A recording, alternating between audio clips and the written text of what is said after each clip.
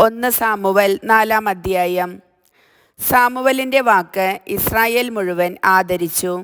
അക്കാലത്ത് ഫിലിസ്ത്യർ ഇസ്രായേലിനെതിരെ യുദ്ധത്തിന് വന്നു. ഇസ്രായേലും അവരെ നേരിടാൻ സന്നദ്ധമായി. ഇസ്രായേൽ എബനേസറിലും ഫിലിസ്ത്യർ അഫെക്കിലും പാളയമടിച്ചു. ഫിലിസ്ത്യർ ഇസ്രായേലിനെതിരെ അണിനിരന്നു. യുദ്ധത്തിൽ ഇസ്രായേല്യർ പരാജയപ്പെട്ടു. യുദ്ധക്കളത്തിൽ വച്ചു തന്നെ 4000-ഓളം ആളുകളെ ഫിലിസ്ത്യർ വധിച്ചു. ശേഷിച്ചവർ പാളയത്തിൽ തിരിച്ചെത്തിയപ്പോൾ ഇസ്രായേലിലെ ശ്രേഷ്ഠന്മാർ പറഞ്ഞു, ഫിലിസ്ത്യർ ഇന്നു നമ്മെ പരാജയപ്പെടുത്താൻ എന്തുകൊണ്ട് കർത്താവ് അനുവദിച്ചു? നമുക്ക് ഷീലോയിൽ നിന്ന് കർത്താവിൻ്റെ ഉടമ്പടിയുടെ പേടകം കൊണ്ടുവരാം. അവിടുന്ന് നമ്മുടെ മധ്യേ വന്ന് ശത്രുക്കളിൽ നിന്ന് നമ്മെ രക്ഷിക്കും. അങ്ങനെ അവർ ഷീലോയിലേക്ക് ആളയച്ച് കെരൂബുകളുടെ മേൽ എഴുന്നള്ളിയിരിക്കുന്ന സൈന്യങ്ങളുടെ കർത്താവിൻ്റെ ഉടമ്പടിയുടെ പേടകം കൊണ്ടുവന്നു. പേടകത്തോടൊപ്പം ഏലിയുടെ പുത്രന്മാരായ ഹോഫ്നിയും ഫിനേഹാസും ഉണ്ടായിരുന്നു. കർത്താവിൻ്റെ ഉടമ്പടിയുടെ പേടകം കൂടാരത്തിലെത്തിയപ്പോൾ ഇസ്രായേൽ മുഴുവൻ ആനന്ദം കൊണ്ട് ആർത്തുവിളിച്ചു. അത് ഭൂമിയിലെങ്ങും പ്രതിധ്വനിച്ചു. വാഗ്ദാന പേടകം നഷ്ടപ്പെടുന്നു. ആ ശബ്ദം ഫിലിസ്ത്യർ കേട്ടു. ഹെബ്രായരുടെ കൂടാരത്തിൽ നിന്ന് പുറപ്പെടുന്ന ഈ ഉഗ്രാട്ടഹാസത്തിൻ്റെ സൂചനയെന്തെന്ന് അവർ തിരക്കി. കർത്താവിൻ്റെ പേടകം കൂടാരത്തിലെത്തിയെന്ന് അവർ മനസ്സിലാക്കി. അപ്പോൾ ഫിലിസ്ത്യർ ഭയചകിതരായി. അവർ പറഞ്ഞു, പാളയത്തിൽ ദേവന്മാർ എത്തിയിട്ടുണ്ട്, നമ്മൾ നശിച്ചു. മുൻപൊരിക്കലും ഇതുപോലെ സംഭവിച്ചിട്ടില്ല. ആ ദേവന്മാരുടെ ശക്തിയിൽ നിന്ന് ആർ നമ്മെ രക്ഷിക്കും? മരുഭൂമിയിൽ വച്ച് നിരവധി ബാധകൾ കൊണ്ട് ഈജിപ്തുകാരെ ഞെരുക്കിയ ദേവന്മാരാണവർ. ഫിലിസ്ത്യരെ, നിങ്ങൾ ധീരതയോടും പൗരുഷത്തോടും കൂടെ യുദ്ധം ചെയ്യുവിൻ. അല്ലെങ്കിൽ ഹെബ്രായർ നമുക്ക് അടിമകളായിരുന്നത് പോലെ നാം അവർക്ക് അടിമകളാകേണ്ടി വരും.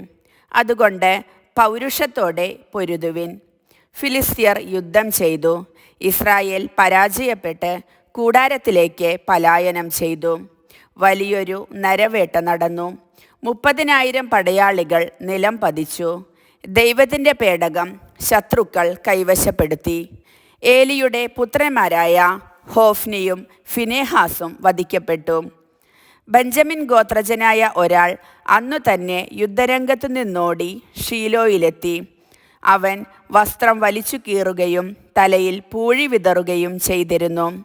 അവൻ ഷീലോയിൽ എത്തുമ്പോൾ ഏലി വഴിയിലേക്ക് ഉറ്റുനോക്കിക്കൊണ്ട് പീഠത്തിൽ ഇരിക്കുകയായിരുന്നു. ദൈവത്തിൻ്റെ പേടകത്തെക്കുറിച്ച് ആകുലചിത്തനുമായിരുന്നു അവൻ. പട്ടണത്തിലെത്തി ദൂതൻ വാർത്ത അറിയിച്ചപ്പോൾ പട്ടണവാസികൾ മുറവിളി കൂട്ടി. ഏലി അതു കേട്ടു. എന്താണ് ഈ മുറവിളി? അവൻ ആരാഞ്ഞു. അപ്പോൾ ദൂതൻ ഏലിയുടെ അടുത്തേക്ക് ഓടിവന്നു പറഞ്ഞു, ഏലിക്ക് 98 വയസ്സുണ്ടായിരുന്നു. അവൻ മിക്കവാറും അന്ധനുമായിരുന്നു. ദൂതൻ പറഞ്ഞു, ഞാൻ പടക്കളത്തിൽ നിന്ന് രക്ഷപ്പെട്ടോടി ഇവിടെ എത്തിയതാണ്. മകനെ, എന്തു സംഭവിച്ചു എന്ന് ഏലി ചോദിച്ചു.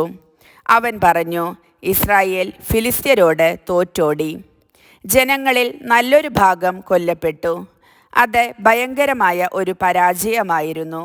കൂടാതെ അങ്ങയുടെ പുത്രന്മാരായ ഹോഫ്നിയെയും ഫിനേഹാസിനെയും അവർ വധിച്ചു. ദൈവത്തിൻ്റെ പേടകം അവർ കൈവശപ്പെടുത്തുകയും ചെയ്തു. ദൈവത്തിൻ്റെ പേടകം എന്ന് കേട്ടപ്പോൾ തന്നെ ഏലി വാതിൽ പടിക്കരികെയുള്ള പീഠത്തിൽ നിന്ന് പിറകോട്ട് മറിഞ്ഞു. വൃദ്ധനും ക്ഷീണിതനുമായ അവൻ കഴുത്തൊടിഞ്ഞു മരിച്ചു. അവൻ 40 വർഷം ഇസ്രായേലിൽ ന്യായാധിപനായിരുന്നു. ഏലിയുടെ ഗർഭിണിയായ മരുമകൾക്ക്, ഫിനേഹാസിൻ്റെ ഭാര്യയ്ക്ക് പ്രസവ സമയം അടുത്തിരുന്നു. ദൈവത്തിൻ്റെ പേടകം ശത്രുക്കൾ പിടിച്ചെടുത്തെന്നും തൻ്റെ അമ്മായിയപ്പനും ഭർത്താവും മരിച്ചെന്നും കേട്ടപ്പോൾ പ്രസവവേദന ശക്തിപ്പെട്ട് അവൾ ഉടനെ പ്രസവിച്ചു. അവളെ പരിചരിച്ചിരുന്ന സ്ത്രീകൾ മരണാസന്നയായ അവളോട്, ഭയപ്പെടേണ്ട, നീയൊരു ആൺകുട്ടിയെ പ്രസവിച്ചിരിക്കുന്നു എന്ന് പറഞ്ഞു. എന്നാൽ അവൾ അതിന് മറുപടി പറയുകയോ അവരെ ശ്രദ്ധിക്കുകയോ ചെയ്തില്ല. മഹത്വം ഇസ്രായേലിൽ നിന്ന് വിട്ടുപോയി എന്നു പറഞ്ഞ് അവൾ തൻ്റെ കുഞ്ഞിനെ ഇക്കാബോദ് എന്നു പേരിട്ടു. കാരണം ദൈവത്തിൻ്റെ പേടകം പിടിക്കപ്പെടുകയും അവളുടെ അമ്മായിയപ്പനും ഭർത്താവും നഷ്ടപ്പെടുകയും ചെയ്തു. അവൾ വീണ്ടും പറഞ്ഞു, ദൈവത്തിൻ്റെ പേടകം പിടിക്കപ്പെട്ടതിനാൽ മഹത്വം ഇസ്രായേലിൽ നിന്ന് വിട്ടുപോയിരിക്കുന്നു. കർത്താവിൻ്റെ വചനം.